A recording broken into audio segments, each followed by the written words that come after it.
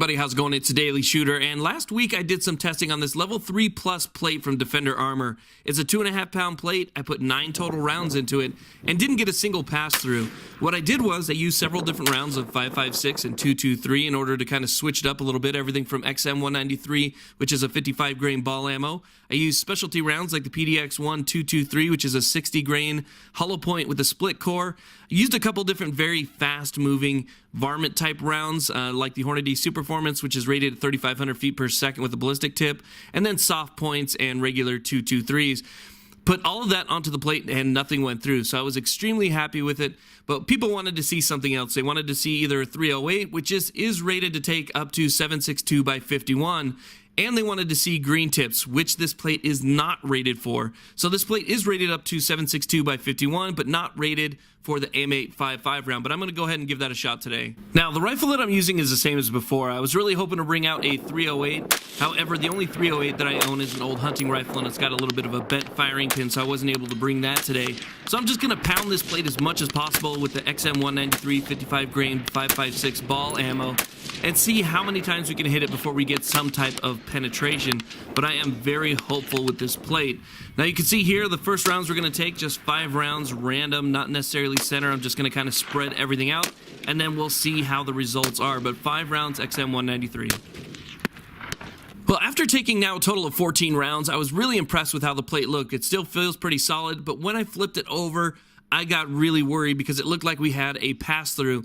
Well, after playing with it for a little bit, it looks like basically what it did is the bullet just pushed the material through the back of the plate itself.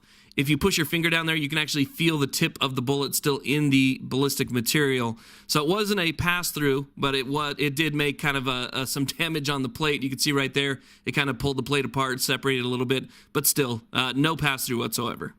So now I'm just going to kind of pummel the plate. I'm going to hit it as many times as I can before I get some type of result, and just put round after round into it and see if anything goes through. I'm just really overall surprised at the amount of damage that a simple 2.5 pound plate can take. You can see how many holes have been poked in the front, and yet nothing has gone through on the back.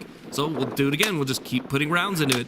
And I kind of lost track of how many rounds I had in it so far. I can tell you this, by the end of the day, I had 30 rounds into this plate. So we'll go ahead and we'll take a look at the results so far. We're about 25 rounds in right now. Okay, so we'll take a closer look at the plate as it stands right now, kind of go over some of the holes that have been poked in it. Again, during this test, I'm using all standard XM193 55 grain ball. This plate is rated for that. It's also, again, rated up to 7.62 by 51. And I wanted to see really how many rounds that this could take. It's kind of like a torture test. It's not necessarily what's the highest caliber that this can take, but more or less how many shots can soft 2.5 pound body armor take. And just extremely impressed. You can see right there, there's a bulge, but nothing has gone through in 25 rounds. Okay, so now on to the round that most people requested me to shoot this plate with, and that's the M855, also known as green tip.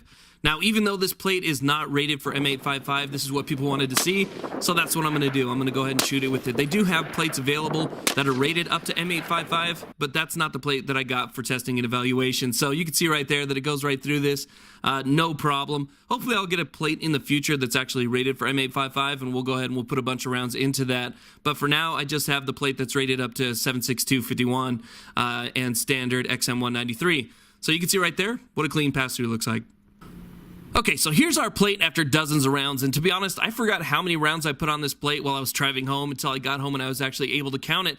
Turns out that I put 30 rounds into this plate total, and remember, I used everything from standard XM193 to the specialty rounds to super fast 3,500 feet per second varmint rounds, and nothing went through except for the 3 rounds that I put it that it's not rated for, but everything that was rated for stopped completely. Now you can see the inside of the plate. A lot of people wanted to see what the inside looked like, and you can see where it's separated. There's a foam material at the bottom, and that helps kind of dissipate some of the kinetic energy as it hits the plate. But the plate took a ton of damage and still is going strong. So the way that I look at it is this: if you've been hit by 1 or 2 rounds and you haven't moved yet, then you're just kind of asking for it. But this plate can take 30 rounds like a boss, no problem. Now, I got to say that it actually took more like 27 rounds because the 3 rounds that passed through were the green tip. But still, just an amazing plate for only 2.5 pounds.